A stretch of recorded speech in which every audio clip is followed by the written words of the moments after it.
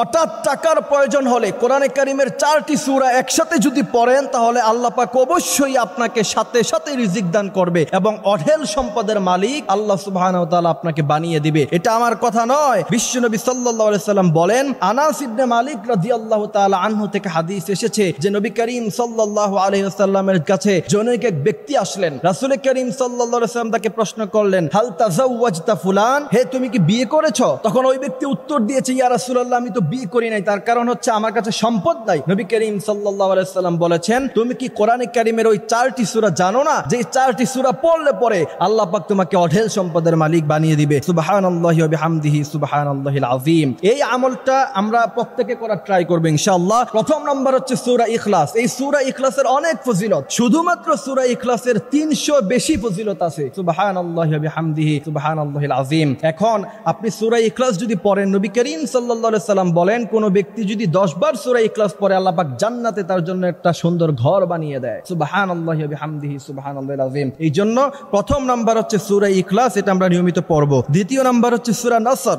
নবী করিম সাল্লাল্লাহু আলাইহি সাল্লাম বলেছেন, ইদা জা নাসরুল্লাহি ওয়াল ফাতহ ওয়া রাআইতান নাসা ইয়াদখুলুনা ফি দীনিল্লাহি আফওয়াজা ফাসাব্বিহ বিহামদি রাব্বিকা ওয়াস্তাগফির। নবী বলেছেন যে এই সূরাতুন নসর হলো গোটা কোরআনে কারীমের 4 ভাগের 1 ভাগ। সুবহানাল্লাহি ওয়া বিহামদিহি সুবহানাল্লাহিল আযীম। তৃতীয় নাম্বার হচ্ছে সূরা কাফিরুন, কুল ইয়া আইয়ুহাল কাফিরুন লা আ'বুদু মা তা'বুদুন ওয়া লা আনতুম আ'বিদুনা মা আ'বুদ ওয়া লা আনা আ'বিদুম মা আ'বাদতুম ওয়া লা আনতুম আ'বিদুনা মা আ'বুদ লাকুম দীনুকুম ওয়ালিয়া দীন। এবং এই সূরাটা অবশ্যই আমরা শুদ্ধ করে পড়ব, সূরা কাফিরুন। তারপর 4 নাম্বার হচ্ছে সূরাতুল জিলজাল। নবী করিম সাল্লাল্লাহু আলাইহি ওয়াসাল্লাম বলেছেন, সূরাতুল জিলজাল হলো গোটা কোরআনে কারীমের 2 ভাগের 1 ভাগ। সুবহানাল্লাহি ওয়া বিহামদিহি সুবহানাল্লাহিল আযীম। সুতরাং প্রথম নাম্বার হলো সূরা ইখলাস, দ্বিতীয় নাম্বার হলো সূরা নসর, তৃতীয় নাম্বার হলো সূরা কাফিরুন, চতুর্থ নাম্বার হচ্ছে সূরা জিলজাল। প্রথমে আপনি 2 রাকাত সালাতুল হাজাত নামাজ পড়বেন, তারপরে 4টা সূরা একসাথে পড়বেন, এরপরে আস্তাগফিরুল্লাহ রাব্বি মিন কুল্লি যামবি ওয়া আতুবু ইলাইহি লা হাওলা ওয়া লা কুওয়াতা ইল্লা বিল্লাহিল আলিয়্যিল আযীম। দুরূদ ইব্রাহিম পড়বেন অথবা সাল্লাল্লাহু আলাইহি সাল্লাম পড়বেন। তার কারণ হচ্ছে নবী বলেছেন, মান সাল্লা আলাইয়া ওয়াহিদাতান সাল্লাল্লাহু আলাইহি আশারা। কোন ব্যক্তি যদি একবার বিশ্বনবীর উপরে দুরূদ পড়ে, বিশ্বনবী বলেন আল্লাহ পাক 10 বার তার উপরে রহমত নাজিল করে।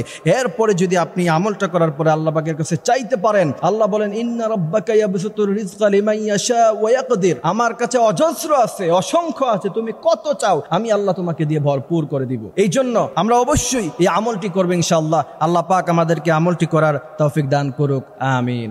রোজাদারের দোয়া ফেরত দেওয়া হয় না। দোয়া কবুল হওয়ার অন্যতম একটা অস্ত্র হচ্ছে রোজা রেখে দোয়া করা। কেমন করে ফেরত দিবে? আল্লাহর জন্য আমরা না খেয়ে আসি, তাই না? আল্লাহ পাকের মায়া হবে না, দয়া হবে না? আমার বান্দা না খেয়ে আছে, আমার বান্দা পানি ত্যাগ করছে, আমার বান্দা স্ত্রী সহবাস ত্যাগ করছে, হালাল গুলো ছেড়ে দিয়েছে আমার জন্য।